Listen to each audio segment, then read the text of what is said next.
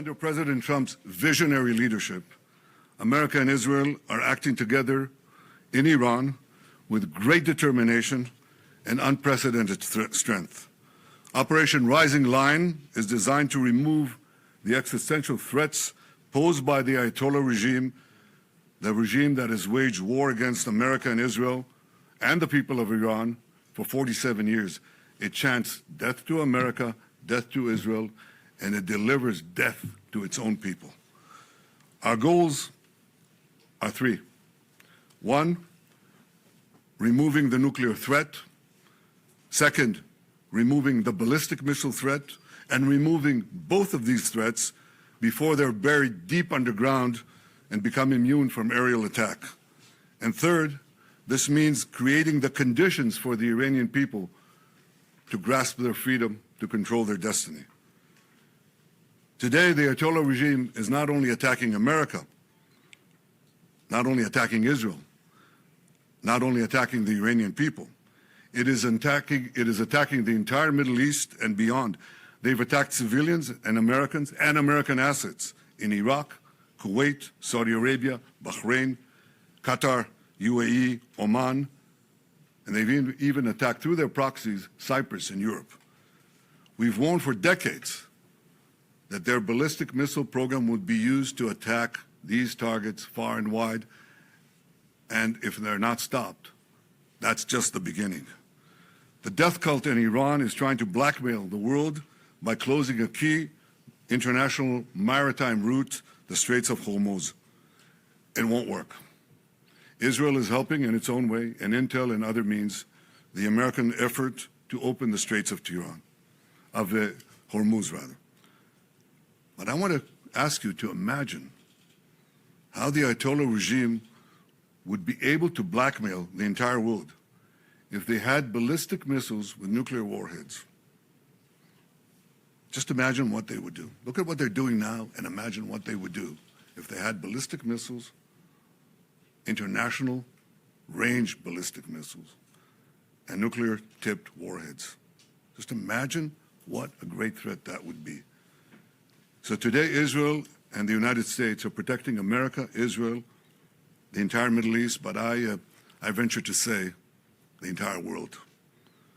Despite the fake news that is unfortunately being spread since the start of the war 20 days ago, we are winning and Iran is being decimated. Iran's missile and drone arsenal is being massively degraded and will be destroyed. Hundreds of their launchers have been destroyed, their stockpiles of missiles are being hit hard, and so are the industries that produce them. That's important. In Rising Lion, we destroyed missiles and we destroyed a lot of the nuclear infrastructure. But what we're destroying now are the factories that produce the components to make these missiles and to make the nuclear weapons that they're trying to produce. We're wiping out their industrial base in a way that we didn't do before.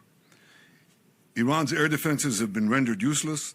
Their navy is lying at the bottom of the sea. Today we hit the other part of their navy in the Caspian Sea.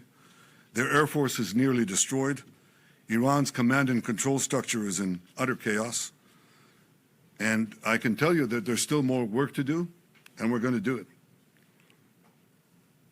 And I want to close these opening remarks with one other fake news, and that is that Israel somehow dragged the U.S. into a conflict with Iran. Does anyone really think that someone can tell President Trump what to do? Come on. President Trump always makes his decisions on what he thinks is good for America, and may I add, I think what is also good for future generations. In this case, those interests are absolutely clear, and so is the clarity of our achievements. Together in close coordination with President Trump, close coordination between America and Israel, our militaries, our intelligence services, we're achieving goals in lightning speed. But I want to say another word. It's been said that for 40 years, I've been saying that Iran is a danger to Israel and a danger to the world. That is true. You know who else said that? President Trump. 47 years ago, when the Iranian thugs took over the American embassy, he said how dangerous this regime is. In his first term in office, he didn't need any convincing. He said the Iranian nuclear deal was the worst deal that he'd ever seen, and he walked out of it. Right before his second term, before he was reelected, I went to see him in Mar-a-Lago. The first thing he said to me was, "Bibi, we've got to make sure that Iran doesn't have nuclear weapons." He said that to me. I didn't say it to him. He didn't need any convincing there either. Now, why did he say that? Because for more than 4 decades, this regime, as I said in the beginning of my remarks, is chanting death to Israel, death to America. But they say Israel is only the small Satan standing in their way. The great Satan is the United States of America. And these ideological fanatics, these lunatics, define their raison d'etre, their reason for being, as wiping out Western civilization and America that leads it. They have claimed the lives, they've maimed and wounded thousands of Americans in Iraq and Afghanistan. They killed the American Marines in Beirut. They bombed your embassies. They tried to assassinate the American president, Donald Trump, not once, but twice. Now they blackmail for oil. Just imagine what they would do, what they're capable of doing, if these lunatics had nuclear weapons and the means to deliver them to every American city and every European city and everywhere around the globe. This is a danger for the entire world. It's certainly a danger for Israel. It's certainly a danger for America. We see eye to eye on that. President Trump and I, Israel and America. But I think if people are honest, if leaders are honest, they would understand that we're not only fighting our fight, we're fighting their fight. I speak to dozens of world leaders. Dozens. They all know that. And privately, they all say that. They say that privately, but I say it publicly. The world owes a debt of deep indebtedness to President Trump for leading this effort to safeguard our future. Thank Questions? you. We'll now take a few questions. The first question is from Zach Anders from Newsmax. Mr. Prime Minister, Zach Anders, Newsmax.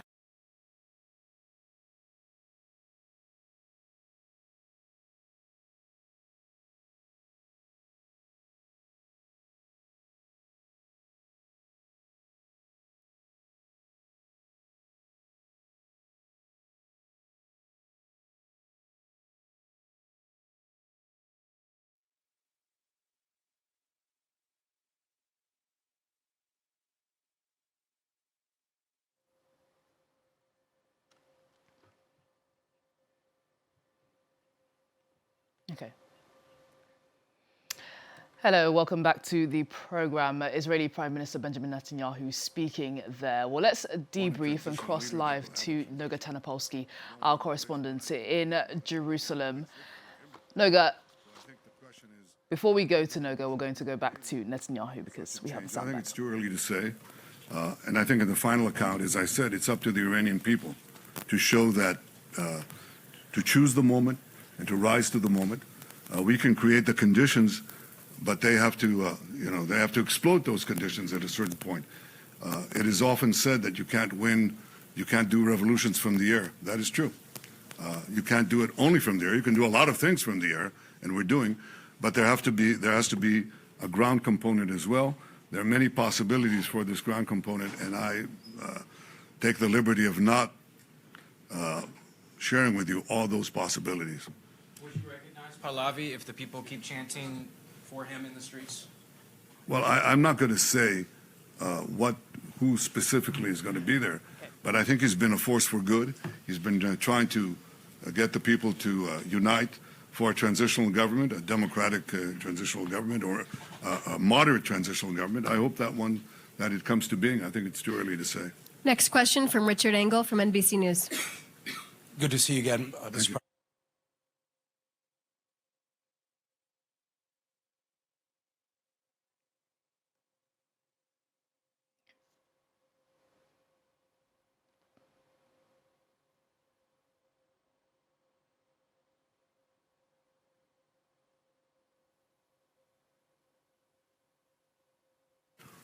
Well, I think we have concrete goals, how to do it, how to end it. We want to, as I said, decimate the ballistic missile program, which we're doing, decimate the nuclear program, which we're doing.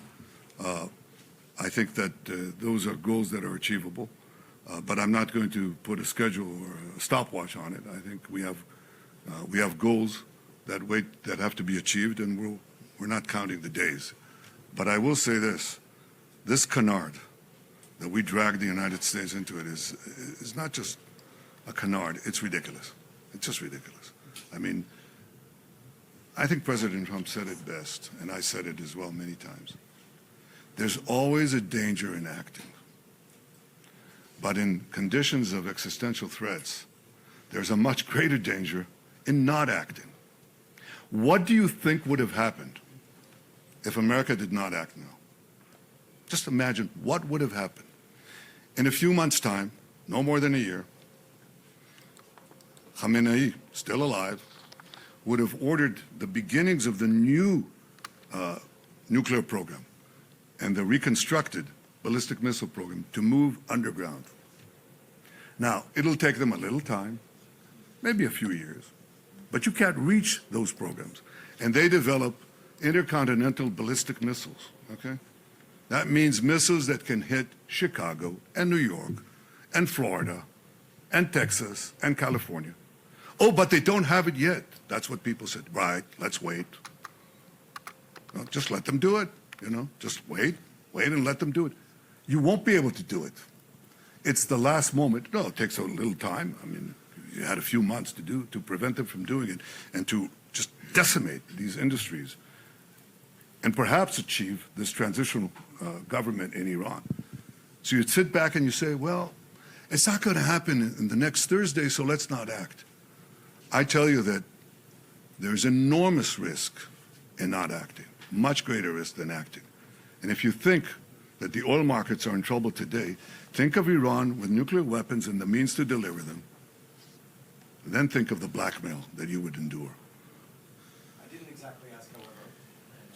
Okay, we're going to go to the next question. No, I think I only fair enough. This is a serious subject. What is the question? There's one question for, Yeah, go ahead. for outlet. Go ahead. We don't have a lot of time. That's, Why don't this is a war? go ahead, ask. Of course, but you have There are, panelists that want to ask questions. there are oil fields around the world No, that they're are burning.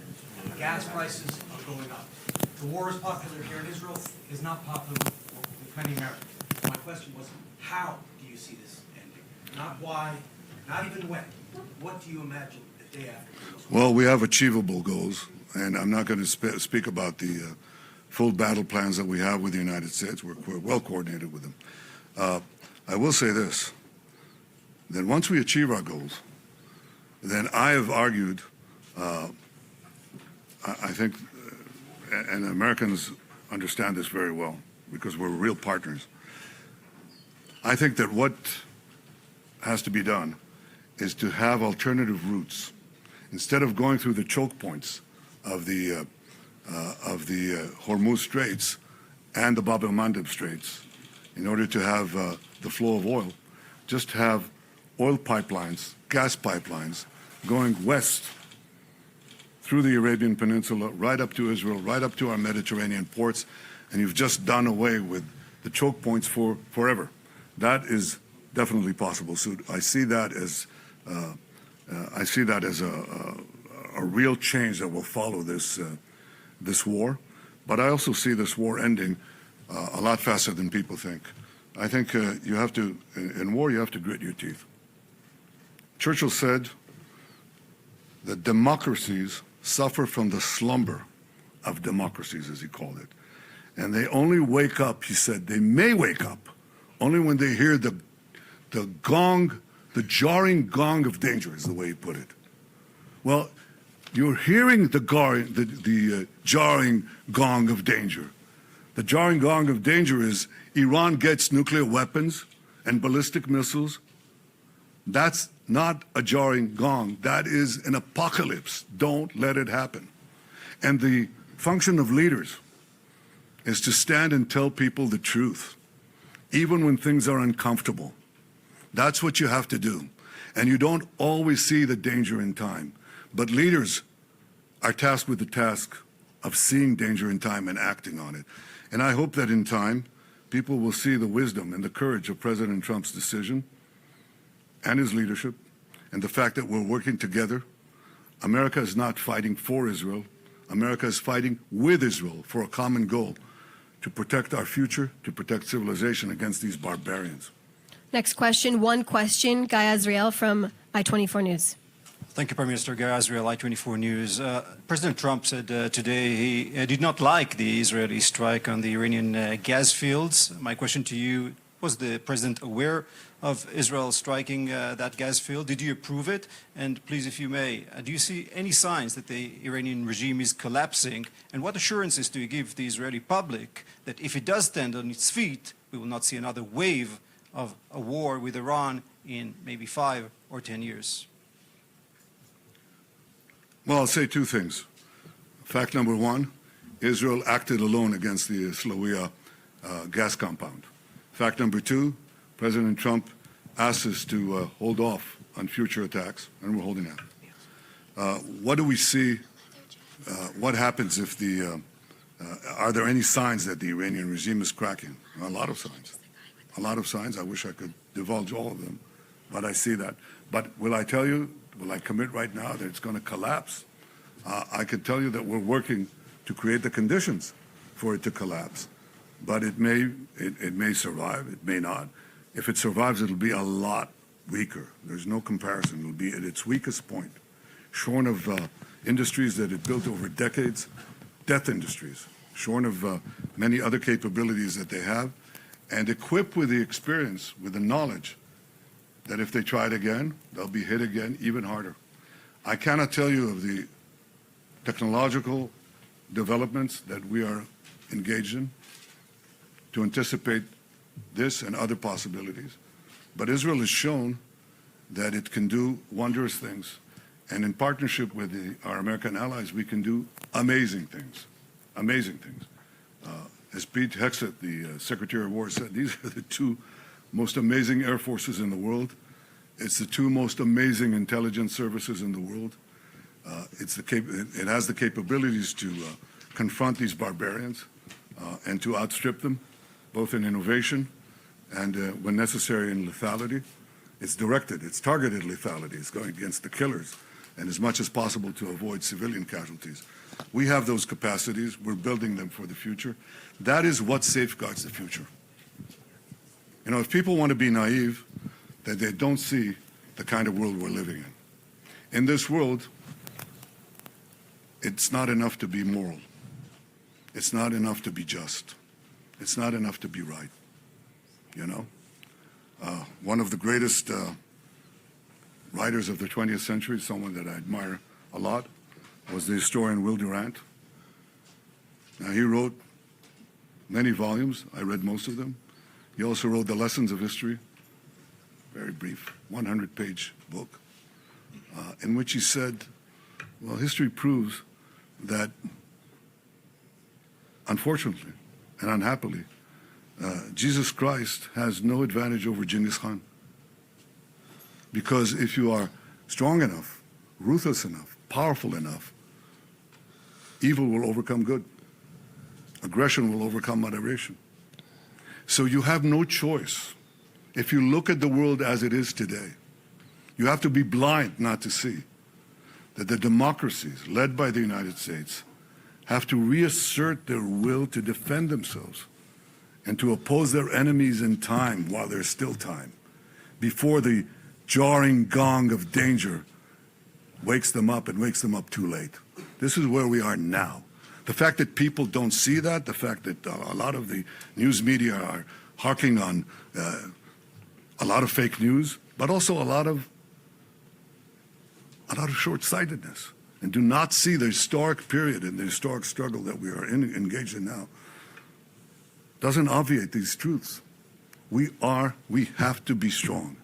We have to be armed. We have to be more powerful than the barbarians, or they will not be merely at the gate. They'll crash our gates and destroy our societies.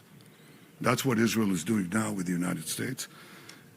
And I'm very proud of the fact that the Israeli people are standing strong, that the Israeli army is standing strong. We rose from October 7th our people, our soldiers rose like lions. But in protecting ourselves and in joining with our great American friends, we're also protecting the entire world. Thank you. Next question, Tom Burridge from ABC News. Sure. Hi, Tom Sufi Burridge, ABC News. Prime Minister, given the escalation of attacks on US allies across the Gulf, given the spiraling energy costs, the high costs in general, the US service personnel killed in this war, many Americans are asking that question, whether you misled their government into starting this war, and for how long should Americans keep paying the price? Well, I misled no one, and I didn't have to convince President Trump about the need to prevent Iran from developing its nuclear program, putting it underground, and being able to launch nuclear-tipped missiles at the United States. He understood that. He explained it to me. I didn't explain it to him. And I think that our partnership is the only way to avoid this catastrophic development. The loss of servicemen is painful. Early on in my military service, a fellow soldier died in my arms. I lost a brother who fought terrorists, led the historic Entebbe rescue. The cost to bereaved families is enormous, and I sympathize and send the condolences of the people of Israel to these families and to the American people. Freedom is precious. It has its costs. But if you're not prepared to defend it, if you're not prepared to resist the tyrannies that are trying to arm themselves with the weapons of mass death, you will have no future. And therefore, we're doing what we can. As far as oil prices rising, spikes, you know what a spike is? You know what a spike is? It goes up and goes down. The Americans are working very hard, and we're trying to help them in every way that we can, to open the straits of Hormuz. And if they succeed, which I think they will, then oil prices will come down.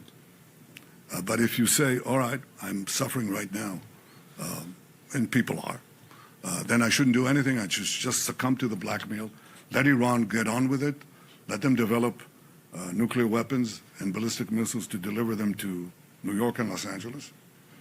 You're going to be blackmailed in ways that you can't even imagine.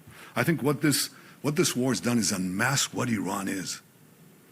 You know, we've said for years, look at these people. They're doing things that normal regimes do not do. I don't hear even adversaries of the United States chanting death to America, death to the great Satan, massacring tens of thousands of their own people at will like that in 2 days. You have that sometimes. But the combination of fanaticism, deep ideological lunacy, there's no other way to call it, the total and utter ruthlessness of this regime makes it uniquely dangerous. Uniquely dangerous not only to Israel and to the United States, but to everything in between and far beyond. And the fact that this is not recognized, you ask me, okay, what do people think? What did they think in the 30s? What did they think in the 30s when you had a terrible, ruthless, killer regime led by a lunatic that took one country after the other, did it very sequentially? What did they say? They said what? They said, let's stay out of this. It's not our war. It's not our problem. Maybe it's only the Jews. Have we learned nothing, absolutely nothing in these 80 years? We cannot see the danger that lurks. It doesn't lurk. It's risen from the mud. It's right in our face. It's splattering blood right at us. I can't believe that we're clueless. We're not clueless. I talk to many American friends. They're not clueless. They understand this. Some don't. Some are adamantly opposed, but many are adopting a wait-and-see attitude.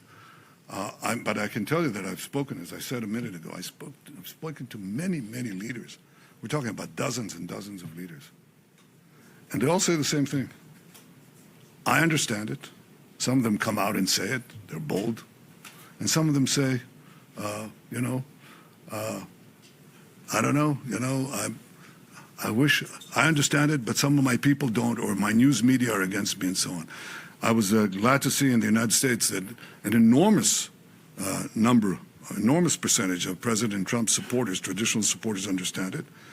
And I hope that my friends and colleagues of many years on the other side of the aisle, those who understand and agree with what I just said, and there are quite a few of them, have the courage to come out and say it. Because at the end, what is the task of leaders if you're a leader? The most important thing is to assure the security of your people. And that means identifying danger in time and acting against it. That is a prerequisite for the survival of any biological organism. You have to identify danger in time and act in time against it. You either fight or flight. These are the two options you have. Where can you flee? Nowhere, because Iran can reach any part of the world. So you have to, at a certain point, fight. And this is the juncture where we've reached in time. Not too late, but in time. I just will encourage all those who agree with what President Trump is saying, with what I'm saying, to act. I didn't have to convince President Trump of anything. He didn't need any convincing. He acted as a great leader does to protect his country and to protect the future. Thank you. Next question. Alex Trayman from JNS. JNS, right behind you, yes. Mr. Prime Minister, Hezbollah has opened up another front against Israel, launching rockets against Israeli civilians. Now ground troops are inside Lebanon. Is there any hesitancy toward launching a full ground operation to eradicate Hezbollah? And what would eradicating Hezbollah do to transform Israel-Lebanon relations and the greater Middle East? Look, Alex, I can't divulge our battle plans. Obviously, Hezbollah is not what Hezbollah had been. I said in my opening remarks in Hebrew that they were talking about 150,000 rockets and missiles that they had, ballistic missiles. They had thousands of Ridwan terrorists right next to our fence underground, ready to invade. And we knocked them back. We destroyed the bulk of their missile capacity in 6 hours. We knocked out Nasrallah. We destroyed all the Hamas, or rather all the Ridwan infrastructure right next to our border. We now have a security corridor, a security zone that is there that prevents this kind of invasion. And we have plans for the future. Obviously, our number one effort is geared towards Iran. If the regime goes, you know that Hezbollah goes. But in any case, we're devising our plans in such a way that we could remove this threat as well. Thank you. Final question from Jeremy Diamond at CNN. Mr. Prime Minister, Jeremy Diamond, CNN. Nice to see you. You've assassinated Iran's supreme leader and dozens of other senior Iranian officials. The result of that so far has been the appointment of a new supreme leader considered to be even more hardline than his father. The Iranian regime is not showing any signs of collapse as of now. So I wonder, what do you say to those who say that killing those individuals is in fact empowering the hardliners in Iran? And are you confident that your strategy will still lead to regime change? And then secondly, if I may, you've also indicated today that you made a commitment to President Trump not to strike these oil and gas facilities in the future. Should President Trump come to you one day and say, oil prices are too high, it's time to end this war, will you listen to him? And do you need the United States in order to continue this campaign alone? Was that a single question? Jeremy really hogged it, but I'll answer your questions. I'm not sure who's running Iran right now. Mujtaba,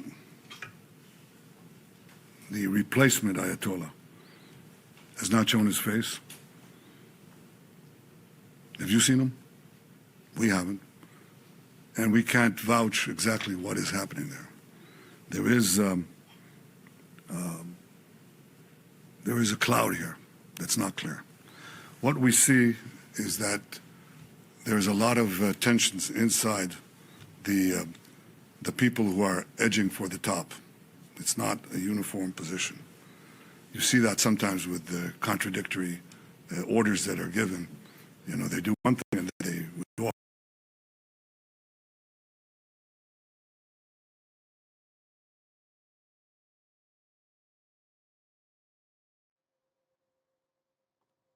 uncertainty.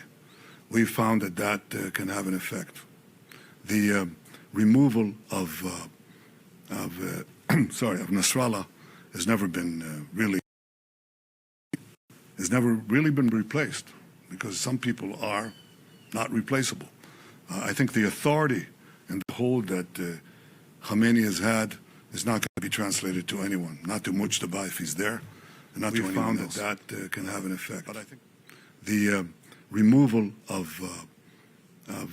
Nasrallah has never been been replaced, because some people are not replaceable. I think the authority and the hold that Khamenei has had is not going to be translated to anyone, not to Mujtaba if he's there, and not to anyone else.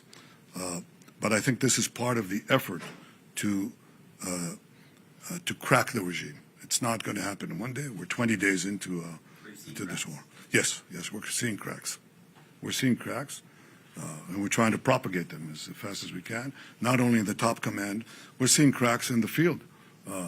It's sort of like a hollowed out, rotten piece of wood that's holding on the outside, but there's a lot of rot inside.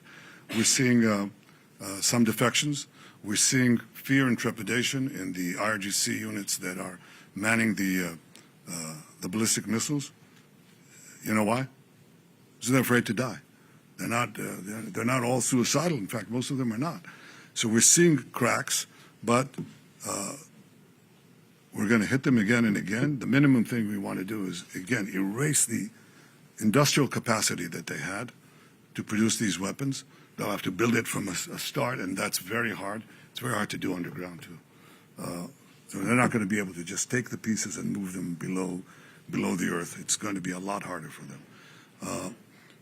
But ideally, if it cracks enough, and with some other things that I won't get into, yes, the regime could change. Is it guaranteed? No.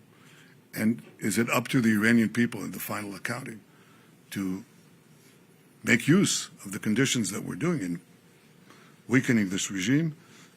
We'll see. I cannot tell you. They're very brave, by the way. I don't come and criticize them in any way. I think they're very brave. I think they've suffered enormously. And the question is, will we have a meeting ground between the weakening of the regime and the rising of the people in many ways that could develop? We'll see. On the oil and gas questions, I can only tell you this. Look, I don't think any two leaders have been as coordinated as President Trump and I. He's the leader. I'm, his ally. America is the leader. Israel is, as the National Security Memorandum described us, I think a month ago, 6 weeks ago, I think, something like that. They called Israel the model ally. That's how they call it, the model ally. It's not a superpower, but America is seeking around the world, and you hear it from the speeches of President Trump and others in the administration. They say, where are you? We've helped you all these years. Where are you when we're doing something that is as important, at least as important for you as it is important for us? And yet one country is there, and against all the vilifications that are leveled at Israel, Israel is sponging off America and all that. No, it's not. It's not. Israel is a brave country, a resolute country with an incredible army, incredible soldiers, incredible courage, and we're fighting alongside the United States when the chips are down. We're fighting with the United States. We're fighting for a common goal. So I can tell you that that's the most important coordination. But in practice, President Trump and I speak regularly. We discuss things. Our staffs discuss things. Our militaries are in close coordination as never before. But ultimately, President Trump makes his own decisions. And do I respect them? Yes, I do. The question is whether you would or could continue the war without... Just one question, Jeremy. Thank you. Could you without the United States? Without the refueling capabilities, for example? We're going to close. Thank you so much. Thank you, Mr. Prime Minister. You Thank exhausted you, your everyone, questions. for your questions today.